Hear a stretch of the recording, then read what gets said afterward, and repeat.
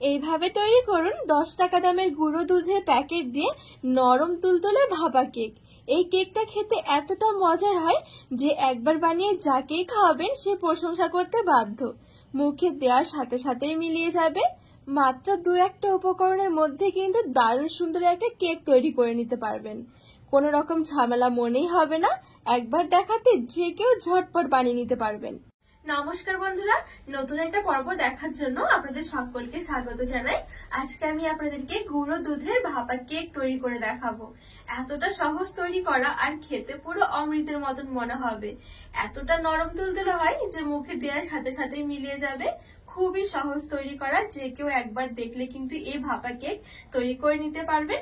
তো চলুন আমি খুবই সহজভাবে তৈরি করে দেখাবো, আশা করছি আপনাদের অনেক ভালো লাগবে। তো এখানে আমি নিয়েছি দেখুন গুঁড়ো দুধের প্যাকেট 10 টাকা দামে 6টা। তো এখানে 5 প্যাকেট দিয়ে আমি একটু ছানা তৈরি করব, আর এটা পরে রেখে দিচ্ছি, পরে আমি দেব। তো এখানে একটা কাপের মধ্যে আমি সবার প্রথমে একটু গুঁড়ো দুধটা মেপে নেব।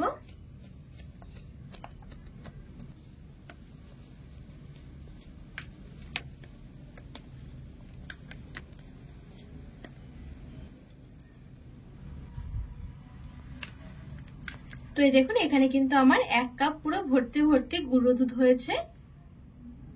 এবারে এখানে একটা কড়াইয়ের মধ্যে আমি এই 1 কাপ গুঁড়ো দুধটা নিয়ে নেব, আর সাথে দিয়ে দেব 2 কাপ কুসুম গরম জল।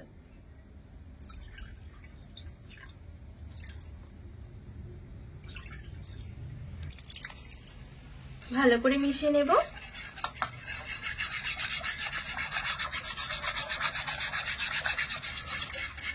তো এখানে আমি খুব ভালো করে মিশিয়ে নিয়েছি। তো এখানে কিন্তু 1 কাপ গুঁড়ো দুধের জন্য 2 কাপ কিন্তু জল দিতে হবে। এর থেকে বেশি দিলে কিন্তু ছানাটা কম পাওয়া যাবে, তো 2 কাপ জলই ঠিক আছে। এবারে গ্যাস জ্বালিয়ে কড়াই বসিয়ে আমি এখানে দুধটা একটু গরম করে নেব। আর যেহেতু এটা গুঁড়ো দুধ, সেজন্য কিন্তু এভাবে অনবরত একটু নাড়াচাড়া করতে হবে, না হলে কিন্তু নিচে দিয়ে লেগে যাবে।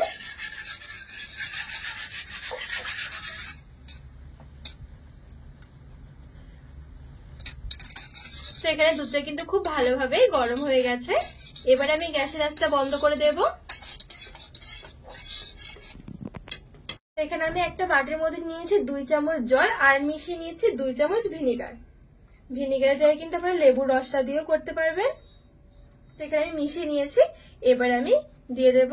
আর অবশ্যই কিন্তু গ্যাসের আঁচটা বন্ধ করেই ভিনিগার আর জলটা মেশাবেন, তাহলে কিন্তু ছানাটা অনেক বেশি সফট হবে। হালকা করে একটু নেড়ে চেড়ে নেব।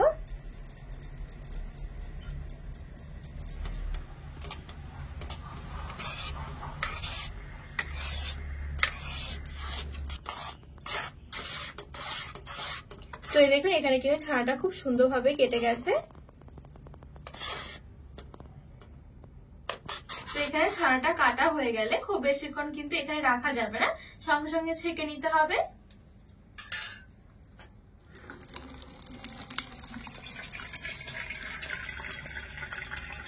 এবার উপর থেকে নরমাল জল দিয়ে আমি একটু ছানাটা ধুয়ে নেব।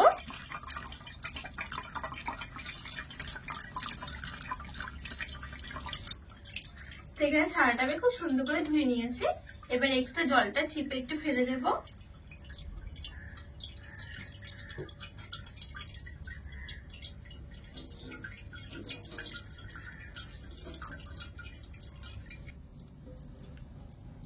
তো এখানে আমি এক্সট্রা জলটা চিপে ফেলে দিয়েছি। খুব বেশি চেপে চেপে ফেলার দরকার নেই, হালকা একটু জল থাকলো কিন্তু কোনো অসুবিধা হবে না।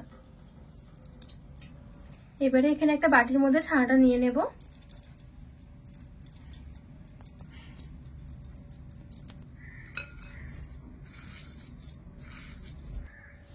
দিচ্ছি 4 টেবিল চামচ চিনি। চিনিটা আপনারা কম বেশি বাড়িয়ে নিতে পারবেন। আর দিয়ে দিচ্ছি 1 টেবিল চামচ সুজি, 1 চামচের মতন কিশমিশ, আর নিয়েছি 1 চামচ আদা ভাঙা করে রাখা এখানে কাজু বাদাম। তো এবারে আমি সবকিছু ভালো করে একটু মিশে একটু মেখে নেব মসৃণ করে।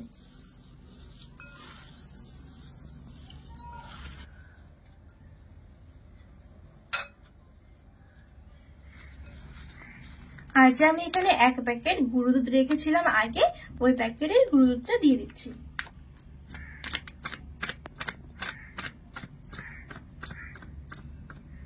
ভালো করে মিশিয়ে মেখে নেব।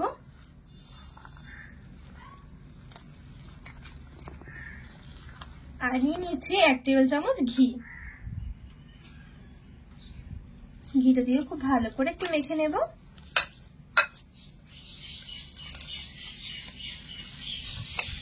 আর এখানে কিন্তু ছানাটাকে একটু মসৃণ করে আর চিনিটা গলে যাওয়া পর্যন্ত কিন্তু মেখে নিতে হবে। চিনিটা গলে যাওয়া পর্যন্ত দেখবেন মাখতে মাখতে কিন্তু ছানাটাও খুব সুন্দর এটা মসৃণ হয়ে যাবে। তো এখানে আমি খুব সুন্দর করে মেখে নিয়েছি। আর এই দেখুন ছানাটাও কিন্তু খুব সুন্দর মসৃণ হয়ে গেছে। তো এর বেশি আর মাখা লাগবে না। তো এবারে এখানে এই কেকটা বসানোর জন্য ছোট্ট একটা বাটি নিয়েছি। দেখুন এরকম একটা, যেহেতু ছানার পরিমাণটা অনেকটাই কম সেজন্য চেষ্টা করবেন একটু ছোট সাইজের বাটি নেওয়া, তাহলে কিন্তু দেখতেও ভালো লাগবে। এবার একটুখানি ঘি মেখে নেব বাটির চারদিকে।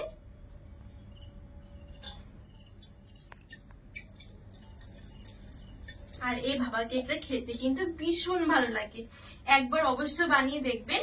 খুবই সহজ, অল্প সময়ের মধ্যে কিন্তু তৈরি করা হয়ে যায় আর একদমই তো কম উপকরণের মধ্যেও হয়ে যায়। তো এই দেখুন এখানে আমি খুব সুন্দর করে চারিদিকে ঘিটা লাগিয়ে নিয়েছি। এবার যে আমি যে এখানে ছানাটা মেখে রেখেছিলাম এখান থেকে অল্প অল্প করে নিয়ে এখানে দিয়ে দেব।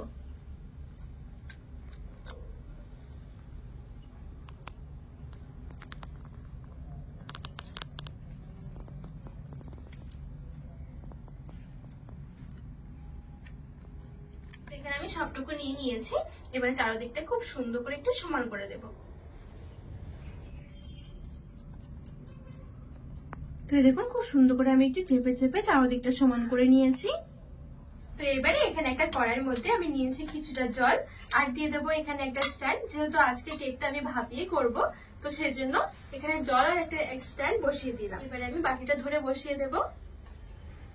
আর এই বাটির উপরে একটা ছোট্ট একটা ঢাকনাও দিয়ে দিচ্ছি। এইবারে ঢাকা চাপা দিয়ে আমি রেখে দেব মিডিয়াম আঁচে 20 মিনিট। 20 মিনিটের বেশি কিন্তু একদমই সময় লাগবে না। তো এখানে কিন্তু আমার বলতে বলতে 20 মিনিট হয়ে গেছে। এবারে আমি ঢাকনাটা খুলে চেক করে নেব। আর এখানে দেখুন হাত দিয়ে যখন আমি এরকম করে ধরছি উপরটা কিন্তু একেবারে শুকনো, এরকম করে ঘষছি দেখুন কোনোভাবে কিন্তু উঠে আসছে না। ঠিক 20 মিনিটের মধ্যেই কিন্তু এটা হয়ে যাবে। তো এইবারে আমি তুলে নেব, তুলে এটাকে একটু ভালো করে ঠান্ডা করে নেব। অবশ্যই কিন্তু ঠান্ডা করতে হবে। তো এই দেখুন আমি এখানে কিন্তু ঠান্ডাও করে নিয়েছি। ঠান্ডা করার সঙ্গে সঙ্গে কিন্তু এরকম সাইড থেকে একটু ছেড়ে আসবে। আর এখানে একটা ছুরির পেছনটা দিয়ে ঠিক এভাবে করে একটু ঘুরিয়ে সাইডগুলো আরেকটু আমি ছাড়িয়ে নেব। তো এবারে ওপরে একটা প্লেট নিয়ে নিচ্ছে, উল্টে নেব। খুবই সহজ বন্ধুরা, একদমই সহজ বলতে পারেন, খেতে কিন্তু দুর্দান্ত হয়। তো এই দেখুন কতটা লোভনীয় লাগছে দেখতে। অল্প সময়ের মধ্যে সেরা একটা রেসিপি বলতে পারেন। অবশ্য গুঁড়ো দুধের এই কেকটা একবার হলেও তৈরি করে দেখবেন, মুখে দিলেই মিলিয়ে যাবে। এই দেখুন কতটা নরম তুলতুলে হয়েছে। তো এবারে আমি এখানে এরকম পিস পিস করে কেটে নেব।